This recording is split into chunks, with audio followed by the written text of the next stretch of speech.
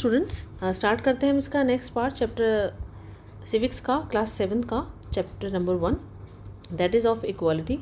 तो इसमें हमने पहले पढ़े थे कुछ एग्जांपल्स जहाँ पर इक्वालिटी प्रैक्टिस नहीं की जा रही थी। कुछ लोगों के हमने एग्जांपल्स दिए थे जैसे ओम प्रकाश वाल्मीकि और अंसारीज़ के बारे में। ठीक है, आपको याद होगा, आप प्रीवियस वीडियो में जाकर देख सकते हैं। ठीक है, तो अब हम अगला पार्ट स्टार्ट करते हैं that is equality in Indian democracy.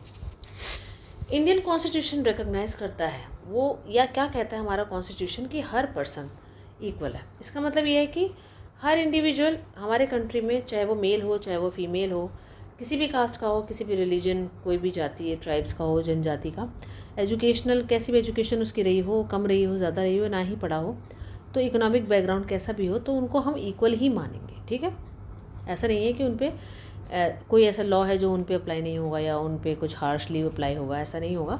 This is not to say that inequality ceases to exist.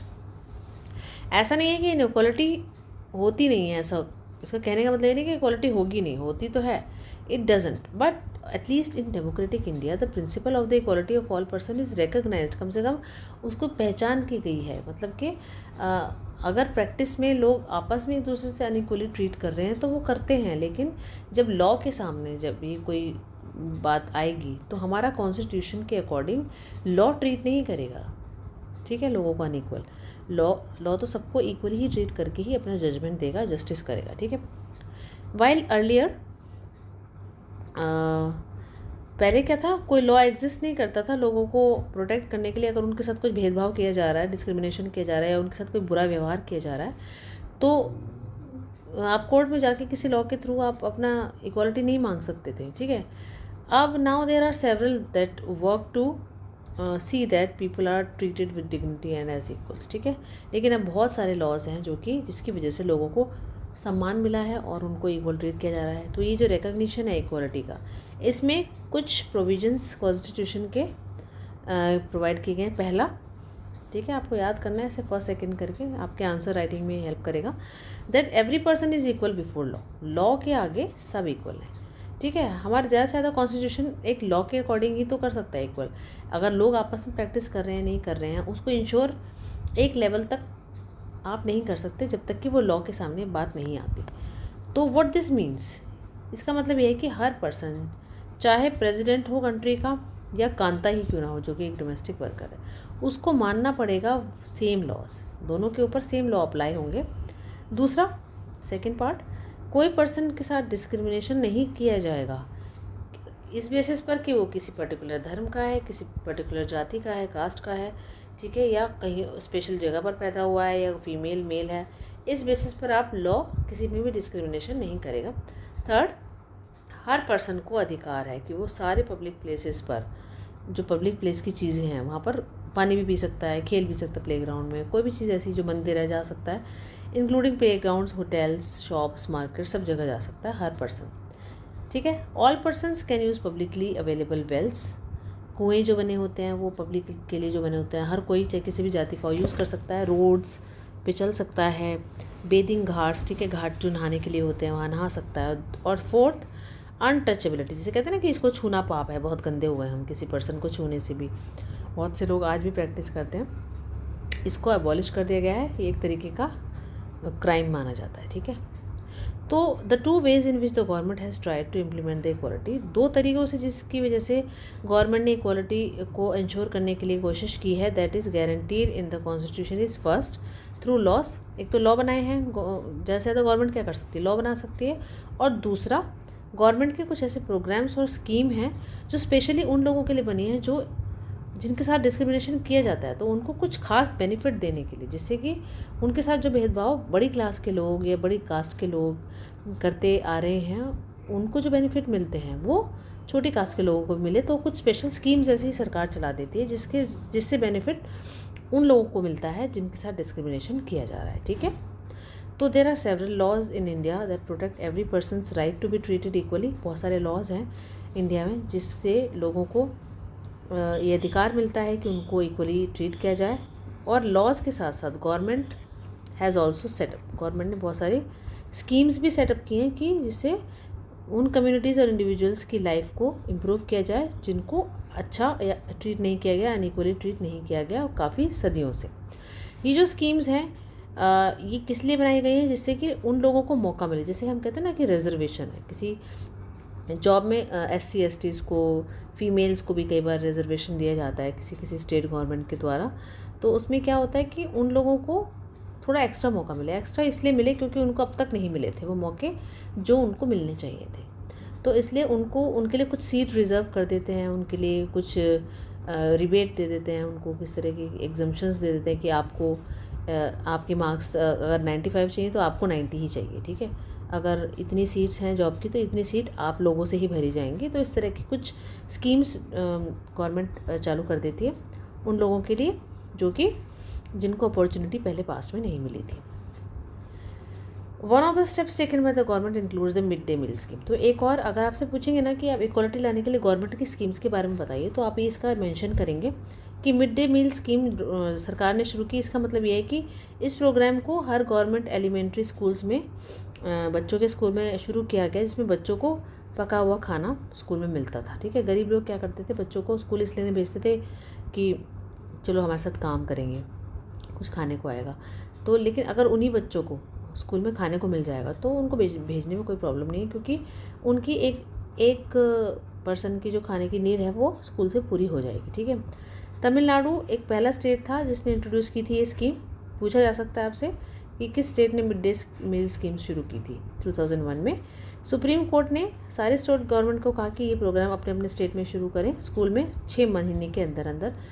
तो ये प्रोग्राम के कुछ पॉजिटिव इफ़ेक्ट्स आए। इसमें क्या हुआ कि जो ज़्यादा से ज़्यादा गरीब बच्चे अब स्कूल आने लग गए, ठीक है, रेगुलरली स्कूल अटेंड करने लग गए। तो खाने के लिए आते थे वो, तो इस बहाने पढ़ भी लेते थे। टीचर्स ने रिपोर्ट किया कि पहले चिल्ड्रन क्या होते थे, वो घर चले जाते थे लंच के लिए, फिर वापस ही नहीं आते थे। लेकिन अब मिड डे मील की वजह से वो स्कूल में ही रुके रहते हैं, ठीक है। उनकी अटेंडेंस अच्छी हो गई है।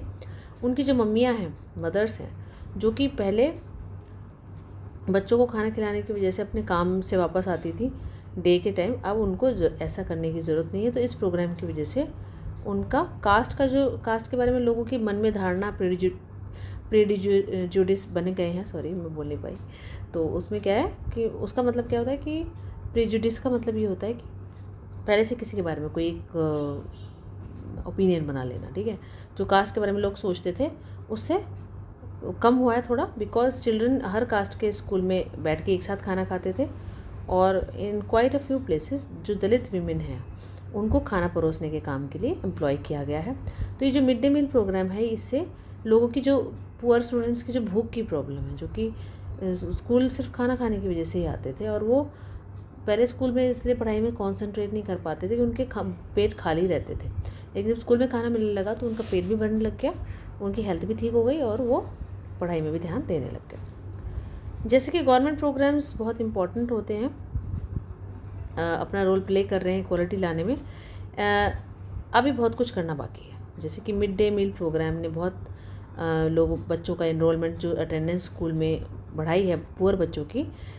फिर भी अभी बहुत डिफरेंस है हमारे कंट्री में। स्कूलों में जो बच्चे, अमीर बच्चों के स्कूल में और गरीब बच्चों के स्कूल में अभी भी बहुत ज़्यादा डिफरेंस है। यहाँ तक कि आज भी जो बहुत सारे स्कूल हैं हमारे कंट्री में जिसमें दलित बच्चे जाते हैं, जैसे ओम प्रकाश वाल्मीकि, उसमें उनके साथ भेदभाव किया ही जाता है, उनको साथ अनइक्वली किसी न किसी तरीके से किया जाता है। ये जो चिल्ड्रन हैं उनको अनइक्वल सिचुएशंस दी जाती हैं, उसमें उन्हें रहने के लिए मजबूर किया जाता है, जिससे उनकी जो आत्मसम्मान है वो रिस्पेक्ट नहीं किया जाता है। ऐसा इसलिए क्योंकि वो लोग ये बात सोचने से इनकार कर देते हैं कि उनको इक्वल नहीं मानते हैं, ठीक है, जबकि लॉ तो कहता है कि मानो। One of the main reasons of this is that attitude changes slowly, क्योंकि लोगों का एटीट्यूड एक दिन में नहीं बदलता, धीरे धीरे बदलता है। तब भी जो लोग हैं वो अवेयर हैं कि लॉ ऐसा है कि हम डिस्क्रिमिनेशन नहीं कर सकते, फिर भी वो लोगों को अनइक्वली ट्रीट करते हैं उनके कास्ट के, रिलीजन, डिसेबिलिटी, इकोनॉमिक स्टेटस के बेस पे, क्योंकि या इसी वजह से भी कि वो औरतें हैं। It is only when people begin to believe that no one is inferior. तो ये चीज़ें तभी चेंज होंगी जब लोगों को विश्वास होगा कि कोई भी कम नहीं है, किसी से छोटा नहीं है, हर पर्सन को सम्मान के साथ रहने का अधिकार है और जो प्रेजेंट एटीट्यूड है उससे चेंज होना चाहिए। इक्वालिटी का एस्टेब्लिश करने के लिए एक डेमोक्रेटिक सोसाइटी में ये बहुत बहुत स्ट्रगल वाला काम है, इतना आसान नहीं है किसी भी गवर्नमेंट के लिए ये काम करना, in which the individuals as well as various, क्योंकि हमारे देश में तो वैसे ही बहुत सारी कम्युनिटीज़ रहती हैं, एक दो कम्युनिटीज़ रहती तो फिर भी इक्वालिटी लाई जा सकती थी ईजिली, लेकिन यहाँ पर तो इतनी सारी कम्युनिटीज़ हैं, उनके बीच में इक्वालिटी लाना बहुत मुश्किल काम है। और अब इसके बारे में आप बुक में और पढ़ेंगे।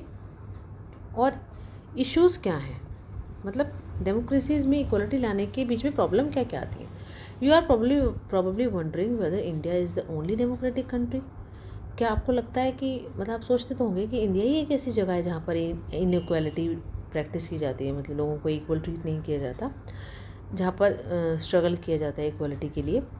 लेकिन सच ये है कि बहुत सारी और भी डेमोक्रेटिक कंट्रीज़ दुनिया में हैं जहाँ पर इक्वालिटी नहीं है।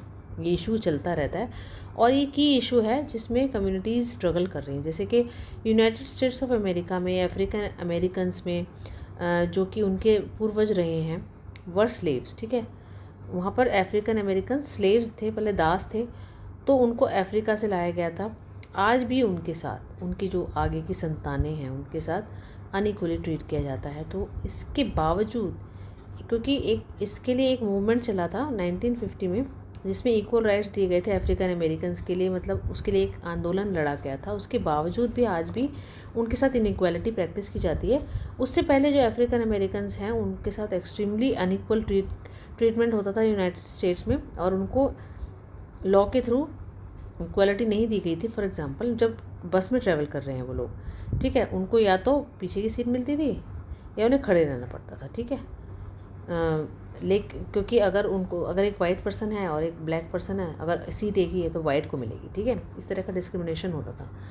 रोज़ा पार्क्स जो थी वो 1913 से 2005 तक रही, ठीक है, वो अफ्रीकन अमेरिकन वूमन थी और वो दिन के काम से बहुत थक जाती थी। उन्होंने अपना सीट देने से एक बार मना कर दिया एक वाइट मैन को 1 दिसंबर 1955 में। उनके मना करने से एक बहुत ज़्यादा huge agitation against unequal wage, ठीक है, मतलब एक तरीके की एक आंदोलन सा स्टार्ट हो गया जिसमें अफ्रीकन अमेरिकन्स को अनइक्वली ट्रीट किया जाता था उसके खिलाफ, और इसको बोला गया सिविल राइट्स मूवमेंट, ठीक है। सिविल राइट्स एक्ट जो 1964 का था, प्रोहिबिटेड डिस्क्रिमिनेशन। फिर जब एक एक्ट लाया गया उसकी वजह से जातियों के रिलीजन और नेशनल ओरिजिन के बेसिस पे आप डिस्क्रिमिनेशन नहीं कर सकते, ऐसा लॉ लेकर आया गया। और इस लॉ ने ये भी बताया कि सारे स्कूल्स जो कि अफ्रीकन अमेरिकन चिल्ड्रन के लिए ओपन किए जाएंगे, और उनके साथ क्या है, they would no longer have to attend separate school, उनके लिए अलग से स्कूल नहीं होंगे, सब एक साथ पढ़ेंगे, ठीक है। हाउएवर डिस्पाइट दिस, इस लॉ के आने के बावजूद भी जो ज़्यादातर अफ्रीकन अमेरिकन्स हैं उनके साथ वो कंट्री में आज भी सबसे ज़्यादा पुअर लोगों में काउंट होते हैं, मतलब उनको अभी इतना डेवलपमेंट का फ़ायदा नहीं मिला है, ठीक है। मोस्ट अफ्रीकन अमेरिकन चिल्ड्रन सिर्फ अफोर्ड कर सकते हैं गवर्नमेंट स्कूल्स को, और कुछ ही फैसिलिटी उनको मिली है, और पुअरली क्वालिफाइड टीचर उनको पढ़ाते हैं, जैसे कि वाइट को स्टूडेंट्स को तो बहुत अच्छे प्राइवेट स्कूल्स मिले हैं, ठीक है, बहुत अच्छे एरिया में रहते हैं वो, ठीक है, और उनको मतलब are as highly rated as private school, ठीक है। उनके जो गवर्नमेंट स्कूल हैं वो प्राइवेट स्कूल की तरह ही बहुत अच्छे रेटिंग वाले स्कूल हैं, लेकिन अफ्रीकन अमेरिकन्स को ये फैसिलिटीज़ नहीं है, ठीक है। तो ये 2 कंट्रीज़ की सिचुएशन हमने पढ़ी, इंडिया की तो पढ़ी ही, साथ में अमेरिका जो इतनी डेवलप्ड कंट्री है वहाँ पर भी इनइक्वालिटी प्रैक्टिस की जाती है, तो इसके बारे में हमने पढ़ा, ठीक है। इस चैप्टर को हम यहीं ख़त्म करते हैं। आई थिंक आपको समझ में आ गया होगा ये जो की फैक्टर है हमारा डेमोक्रेसी का, दैट इज़ इक्वालिटी, ये क्या होती है और इसको कैसे हम प्रैक्टिस कर सकते हैं। आप इसको समझ के अपनी लाइफ में लोगों के साथ इक्वली ट्रीट करना शुरू करें, ठीक है, अपने एंड से सब चेंज करने की कोशिश करें, तो धीरे धीरे लोगों का एटीट्यूड चेंज होगा, ठीक है।